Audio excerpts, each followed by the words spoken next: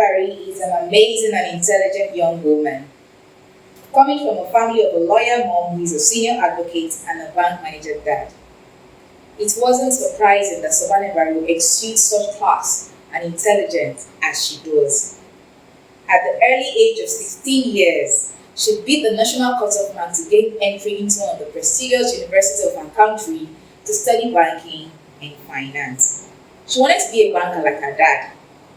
Oh, how she loves it each time she walks into the banking hall and straight to her father's office. The class, the elegance that permeates the whole environment. She was determined to beat her dad's legacy as bank manager and become one of the country's leading female CEOs. At 20 years, Savannah Barry graduated with a first class and immediately gained employment into one of the leading banks. And in less than 2 years, with an outstanding record, she had already made it to the top as assistant bank manager. Then there was a little twist. During one of the conferences in the UK, attended by selected bankers from her country, she met Tunde, and oh, it was love at first sight. They both were wowed at each other's portfolio and achievements as they gradually got to know each other. Tunde loved him some die-hard career woman, and there wasn't any doubt that Tunde was the kind of man she needed. A man who would be her support system to help her achieve her goal as one of the first female CEOs.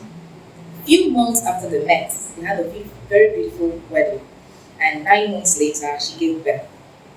As soon as she was almost weaning her son, she took in again, and this time she had twins.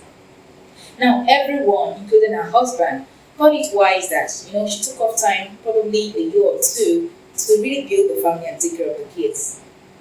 10 years down the lane, Savannah Barry has still not gotten back on track to fulfill her childhood dream, and this made her very sad. However, based on the society she lived in, to everyone, Savannah Barry was already a blessed and successful woman. I mean, being an assistant bank manager at such a young single age, now married with a beautiful kids to a bank manager of a new generation bank. However, this brings up certain questions. At what point did Savannah Barry miss it? Why couldn't she return to her career? Remember, she had a supportive husband. What exactly went wrong? Peter, on the other hand, was already a successful entrepreneur and tech pro, co-founder of one of the innovative fintech organizations in Africa. But he constantly realized the missed opportunity to pursue a career in football. Having shown great talent as a teenager and had dreams of becoming a future star, he had temporarily abandoned that dream at 19 to get a university degree in computer science to satisfy his family, but hoped he would still be able to return to football at 23. But time and other factors didn't work in his favor. Although Peter is regarded as a success story in the tech industry, Peter still feels limited. All these names and stories are fiction. However, can you relate? Do they sound like you or someone you know? My name is Amalia Substance, fondly called the Quick Mentor. I mentor people using real-life experiences of myself and those I meet to read about. I count this an honor for me to be here today to speak on overcoming career struggles and self-limitation. Just like Savannah Barry, my story begins with a childhood dream of becoming a successful entrepreneur. And I finally started this journey in 2008 after winning a grant on a reality TV show for startups. However, I over time became faced with many challenges, setbacks, doubts. I faced many self-limiting beliefs that prevented me from pursuing my goals to the fullest. I doubted my abilities. I feared failure. I hesitated to take risks. I even closed shop twice. Gradually, I learned that these obstacles can be transformed into opportunities to grow, develop, and thrive.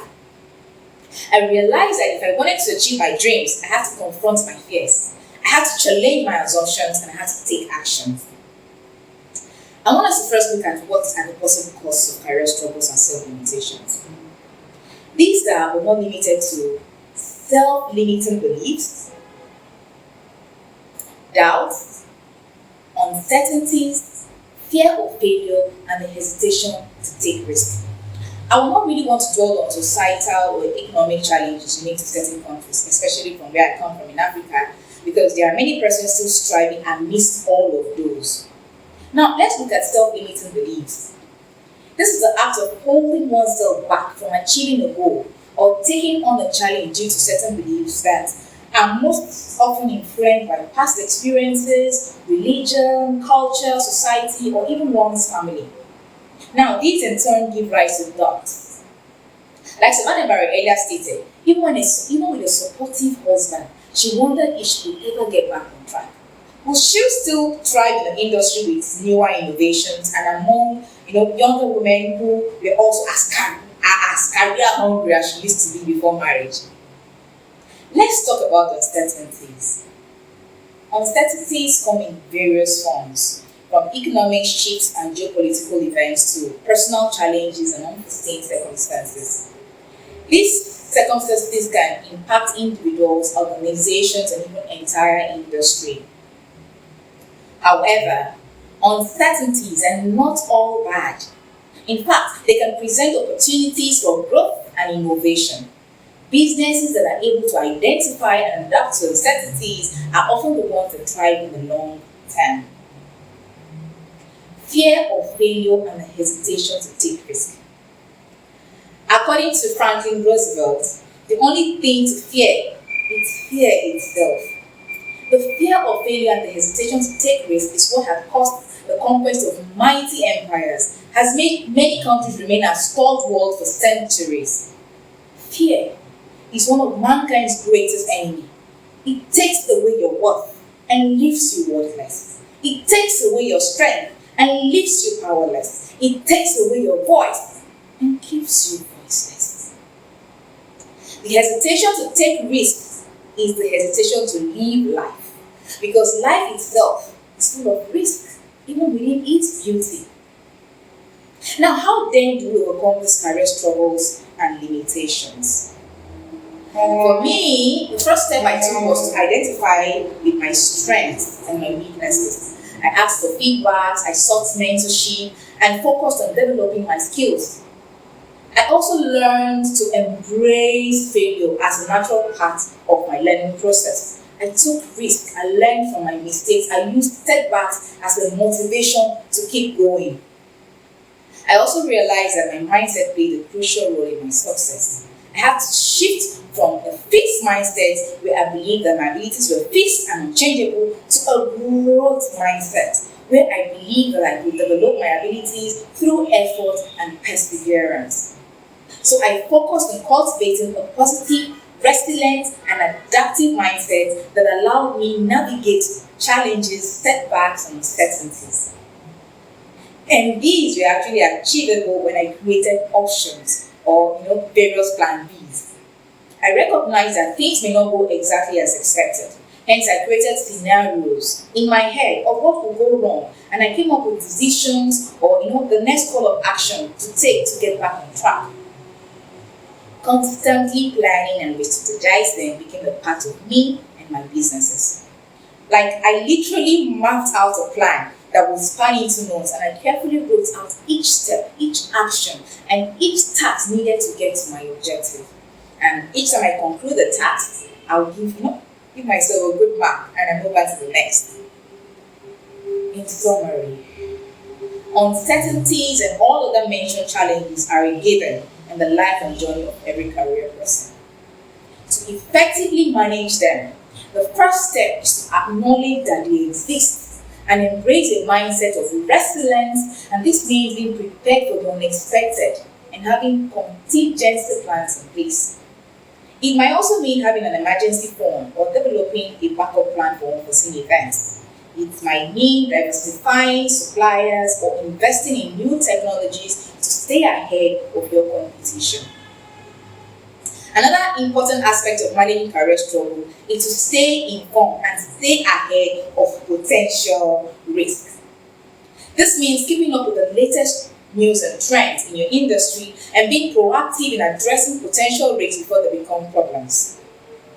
It also means being willing to pivot and adjust your plans as needed in response to changing circumstances.